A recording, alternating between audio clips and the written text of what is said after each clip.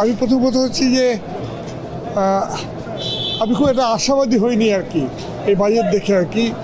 বর্তমান যে বাস্তবতা, সেই বাস্তবতা নিরসনে যে সংকটগুলো রয়েছে, জনজীবনে যে সংকটগুলো রয়েছে, সেগুলো নিয়ে বিস্তারিত বিবরণে কী আছে আমি জানি না, কারণ আমরা তো সংক্ষিপ্ত বিবরণে দেখেছি আর কি।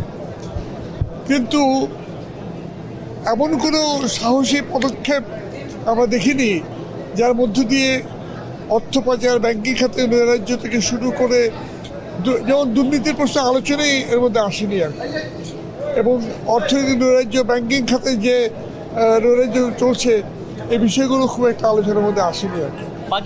আর দায়টা মনে হলো আমার কাছে যে দায়টা জনগণের উপর রেখে দেওয়া হয়েছে, জনগণ নিজেরা সমাধান করুক, এই ধরনের একটা জায়গায় রয়ে গেছে বলে বাজেট আমার কাছে খুব অতীতের ধারাবাহিকতার সাথে খুব পার্থক্য কিছু নেই। তোমার একই কথা বলা হয়েছিল, গত তো আরও বলা হয়েছিল 5.6 ভাগ, কিন্তু এখনো পর্যন্ত 10-এর উপরে রয়ে গেছে। IMF প্রেসক্রিপশনে বিভিন্ন পদক্ষেপ নেওয়া হয়েছে। আমি বললাম যে মানে ওনার যে সংক্ষিপ্ত বিবরণ, প্রায় 1 ঘন্টার মধ্যে সংক্ষিপ্ত বিবরণ, তার মধ্যে ভয় বিস্তারিত নেই বলে ভয় যাবে না, এটাকে বিস্তারিত পড়ে ভয় যাবে কতখানি বিষয়গুলো আসছে।